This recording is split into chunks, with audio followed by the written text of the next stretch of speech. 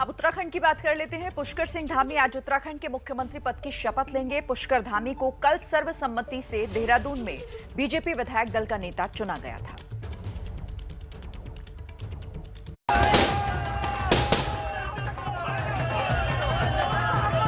बहुत ही अच्छा निर्णय लिया है, बहुत ही सभ्य हैं, डाउन टू अर्थ हैं, बहुत विनम्र हैं। निश्चित रूप से जो उनका मंत्र है सबका साथ, सबका विकास, सबका विश्वास। ये जश्न, ये उल्लास पुष्कर सिंह धामी के राज्य के 11वें मुख्यमंत्री बनने का है।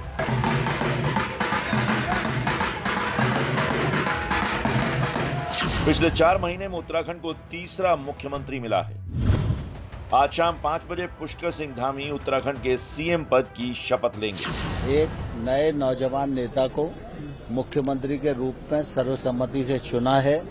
मुझे आशा है पुष्कर धामी जी के नेतृत्व में भारतीय जनता पार्टी यशस्वी होगी और उत्तराखंड का विकास नए आयाम को छुएगा। बहुत ही अच्छा निर्णय लिया है, बहुत ही सभ्य हैं, डाउन टू अर्थ हैं, बहुत विनम्र हैं, ईमानदार व्यक्तित्व है।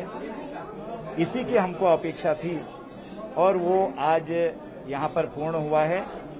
पूरी तरह से 2022 में हम पहले से भी ज्यादा बहुमत से जीतने वाले हैं। इससे पहले तीरथ के इस्तीफे के बाद उत्तराखंड का नया मुख्यमंत्री कौन होगा, इसको लेकर कल दिल्ली से लेकर देहरादून तक अटकलों का बाजार गर्म रहा। 3 बजे देहरादून में बीजेपी के विधायक दल की बैठक शुरू हुई।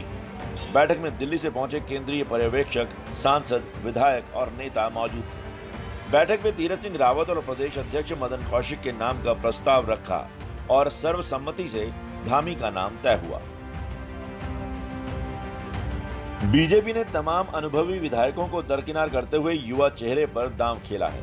कौन है उत्तराखंड के नए सीएम पुष्कर सिंह धामी, ये जानना आपके लिए जरूरी है। धामी पिथौरागढ़ के सीमांत क्षेत्र कनाली छीना में एक पूर्व सैनिक के घर में पैदा हुए, लेकिन खटीमा उनकी कर्मभूमि है। उत्तराखंड के खटीमा से दूसरी बार विधायक हैं पुष्कर सिंह धामी।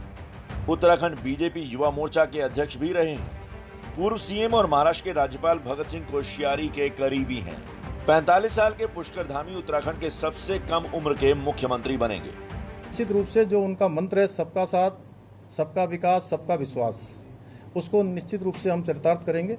और जो हमारे सामने चुनौती है, हम सब लोग मिलकर, प्रदेश के जो हमारे मेरे सीनियर लोग हैं जिन्होंने पहले कामों को आगे बढ़ाया है और जिन्होंने कुछ चीज़ों की आधारशिला रखी है, उन आधारशिलाओं को अंजाम तक पहुंचाने का काम मैं प्राणों से करूंगा। निश्चित रूप से मैं संकल्प लेता हूं कि मेरे उत्तराखंड के अंतिम छोर में खड़े हुए व्यक्ति तक हमारी सरकार पहुंचेगी, हमारा शासन पहुंचेगा, हमारी सेवाएं पहुंचेंगी।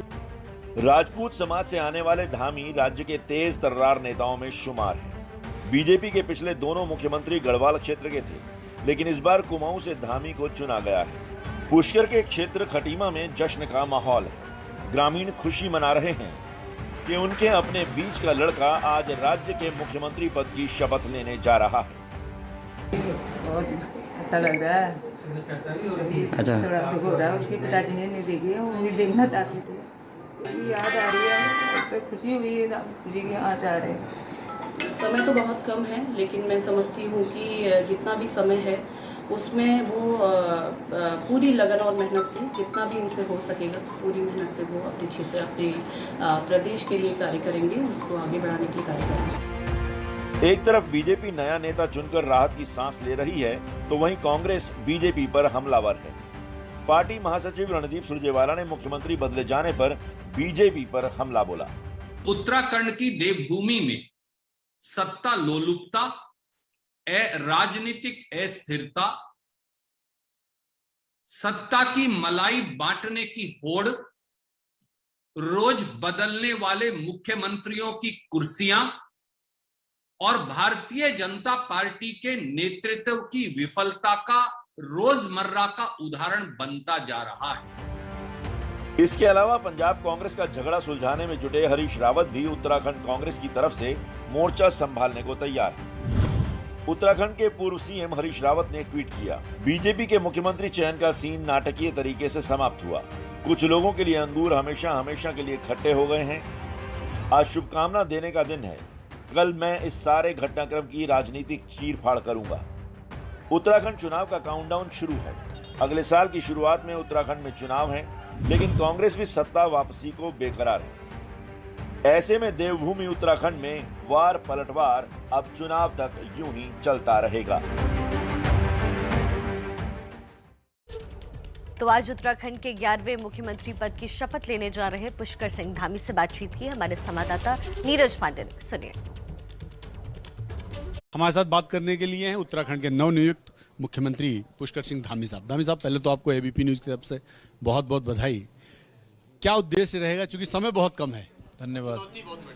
देखिए, मैं सबसे पहले तो माननीय प्रधानमंत्री जी का, हमारे राष्ट्रीय नेतृत्व का, राष्ट्रीय अध्यक्ष जी का, गृह मंत्री जी का और हमारे प्रदेश के सभी कार्यकर्ताओं का, सबका मैं धन्यवाद करना चाहता हूं कि मैं एक सैनिक का पुत्र हूं, एक सिपाही का बेटा हूं और एक सिपाही के बेटे के लिए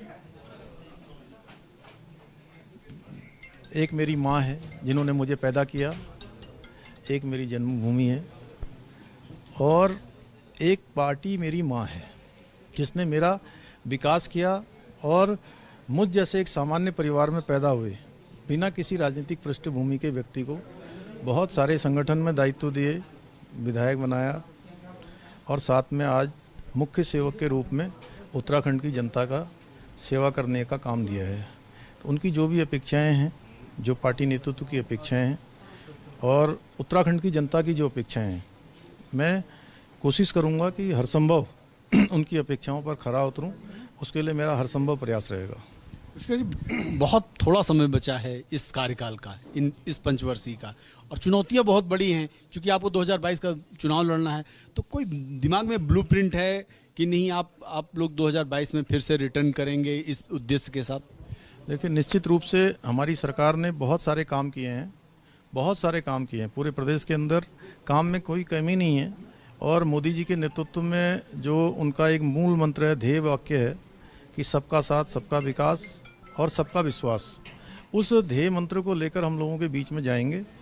और समय, जो आप कमी की बात कर रहे हैं, समय काम करने वालों के लिए कम नहीं होता है। हम सरकार के रूप में नहीं, बल्कि जनता के साथ उनके साझीदार के रूप में, उनके सहयोगी के रूप में उनके बीच में जाने का प्रयास करेंगे। धन्यवाद हमसे बात करने के लिए।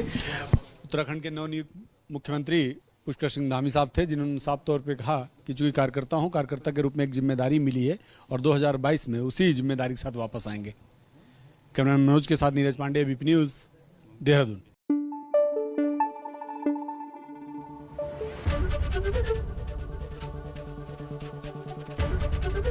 एबीपी न्यूज आपको रखे आगे।